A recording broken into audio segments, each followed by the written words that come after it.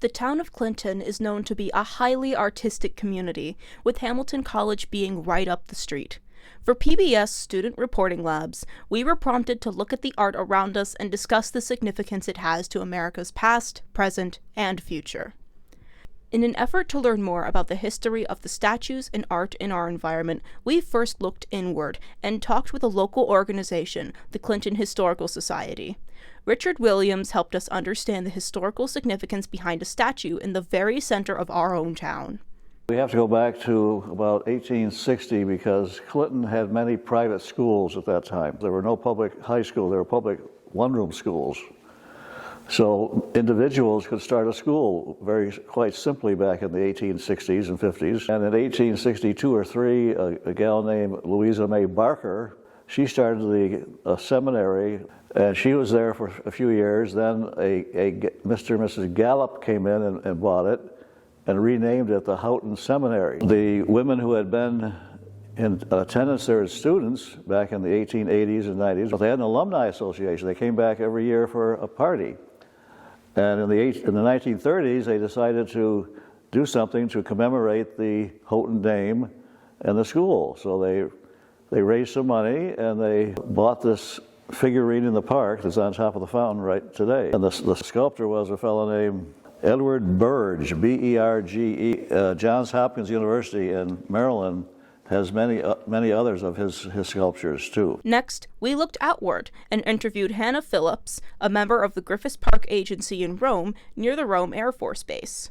I decided to focus on one sculpture and then a set of 3 sculptures. So the first sculpture is called Alley Oop. It was created in the 1940s by a group of Air Force individuals. The second group of sculptures were all created by James Seaman. He's an artist who has done a fair amount of work at Griffith's Business and Tech Park. And those 3 sculptures depict an eagle with a flag in the background, a Pegasus-style horse, and then a phoenix. Essentially, Alley Oop was inspired by a comic series that the airmen liked. They emulated it, and he kind of stood guard, so to speak, over the Air Force Base. For many, many years, this space was closed off to the community. It was an Air Force base. You really didn't arrive here unless you had a reason to be here, so to speak.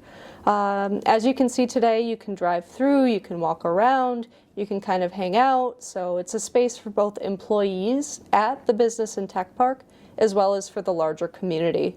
So it represents kind of this melding together of different points in American history. I mean, having the Cold War as a background and a basis for the park, moving into what it represents today, it's an interesting chapter and an interesting view of resurgence and reutilization of spaces and really kind of transforming into something new after what was a pretty devastating loss and blow to the community when the Air Force left.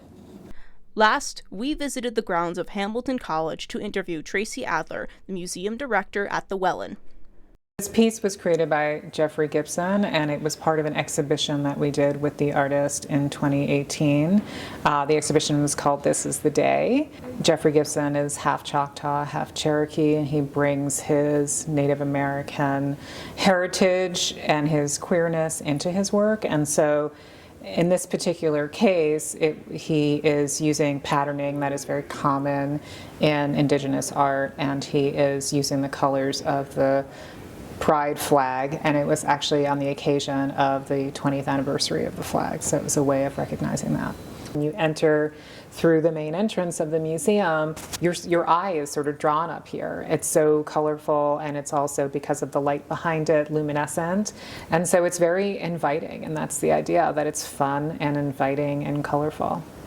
It reflects America's past because he is bringing his indigenous culture into his work, and it's important that people remember that it's a living, breathing culture that continues to endure. And in terms of the present, I mean, Jeff is an artist who is creating the world he wants to live in, and he really has. I mean, he's created a wonderful world both in his art and in his life.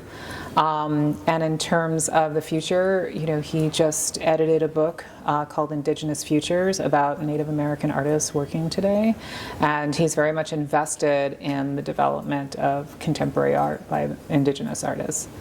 This project has brought us to learn so much about the history in our community that could be overlooked in our day-to-day lives. From PBS Student Reporting Labs, this is Clinton High School's multimedia team.